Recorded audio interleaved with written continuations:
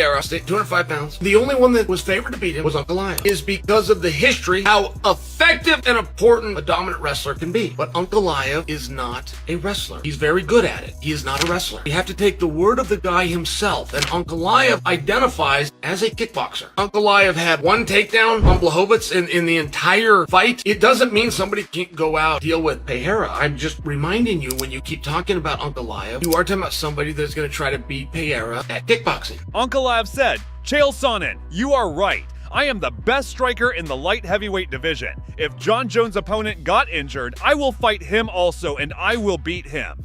Ankalaev also posted a cryptic tweet taking a swipe at Alex Pereira after multiple UFC fighters accused him of using black magic to win fights in the UFC. Yes, everybody knows that, and he's doing these rituals before the fight. Everybody can feel that, what's around him and what's going on.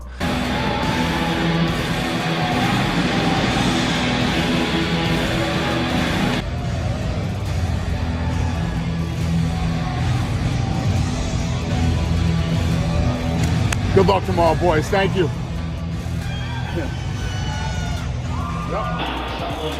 He's trying to play something. I saw him in his eyes. What he's doing, some technique, doesn't matter. I'm pure.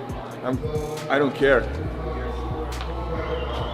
Bro, his spirit. You know what Jerry said about the whole juju thing? Like that's real. That's real. It's his spirit. His whatever, like, ancestors or his people that are praying for him, because I got prayer warriors as well. Ankalaev posted a verse of the Quran speaking about Moses confronting Pharaoh's magicians. The verse read, "And throw down what is in your right hand. It will swallow up what they have made. What they have made is only the trick of a magician, and the magician will not succeed wherever he is."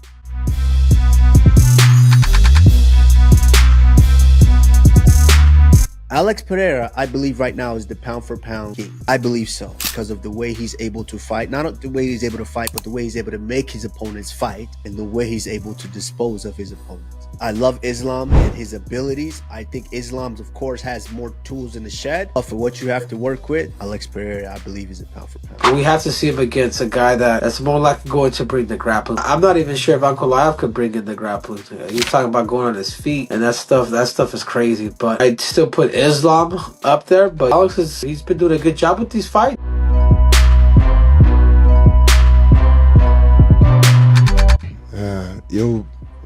Sinceramente, eu tenho muito orgulho de mim hoje.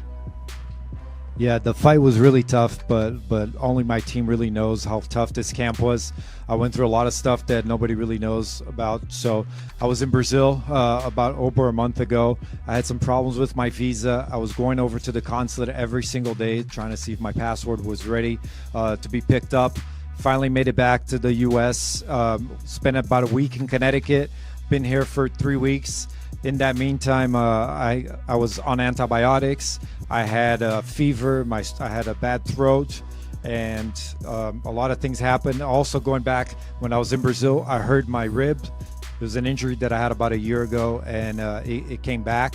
So that was also something that I was dealing with. And then when I came here, my throat was still bad. Went to the doctor. Had another round of antibiotics. I even recorded a video at the time that, you know, I say in the video that I would show it if I won. So we can put that out at some point. But, you know, I went through a lot.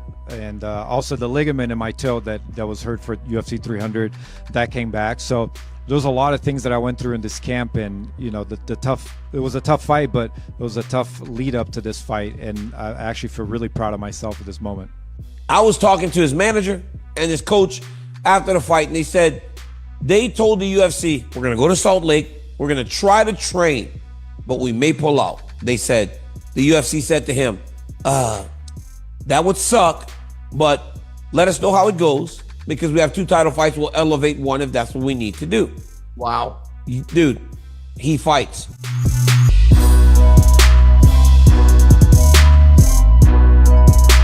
This guy just came out recently and said, you know, we're going to spend more money than they did on the Sphere.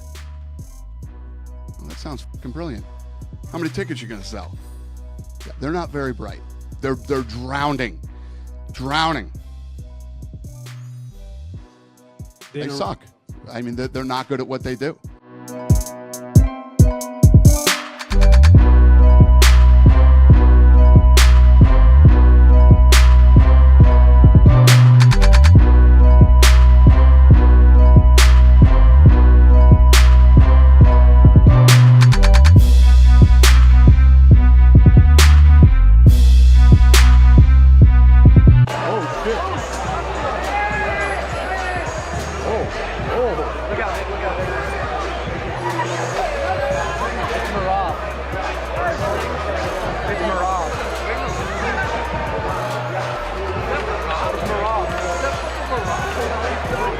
Connor said, "A legend is Merab. Careful how you speak on people or to people, for some people are going through things in their life where they just don't give a fuck about the consequences anymore.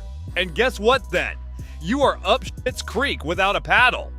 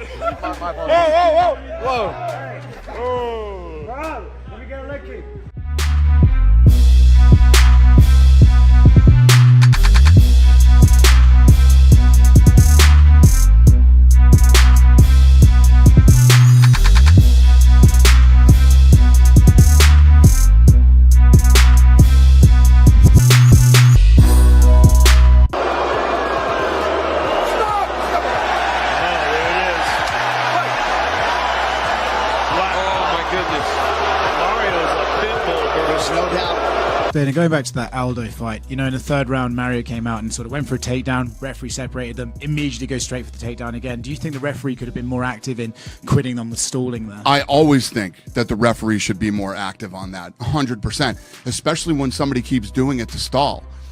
And you guys aren't going to fucking let up on this, are you? I guess we'll get into it. I don't know, if you're judging on a guy, whether it's control, if it's this or that, if you're not trying to fight, how do you win the fight, right? And if you're looking at attempted takedowns, well, what about stuffing the takedowns?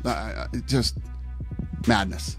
There is a difference between offensive grappling and just wasting time. 100%. And it's not just the referees that need to recognize that, but clearly the judges as well. When you can tell that the guy definitely doesn't want to stand and strike and just wants to stall against the fence, yes, the refs, that's their job. They're supposed to see it. When they see it continually happening and that the guy is not trying to win the fight, then you keep breaking them up.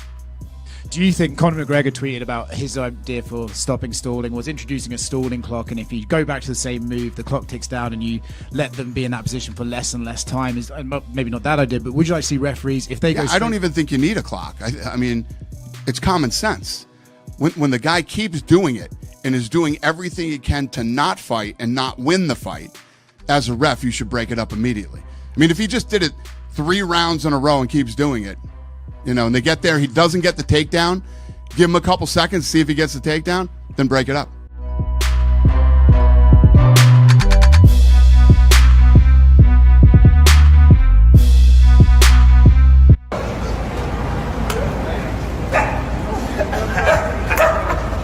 What's up, brother?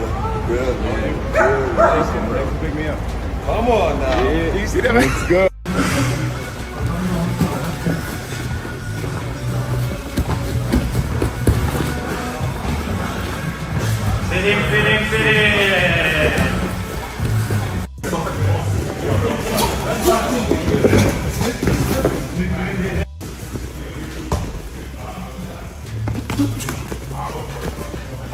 Oh, sorry. You good? Oh, sorry. You good?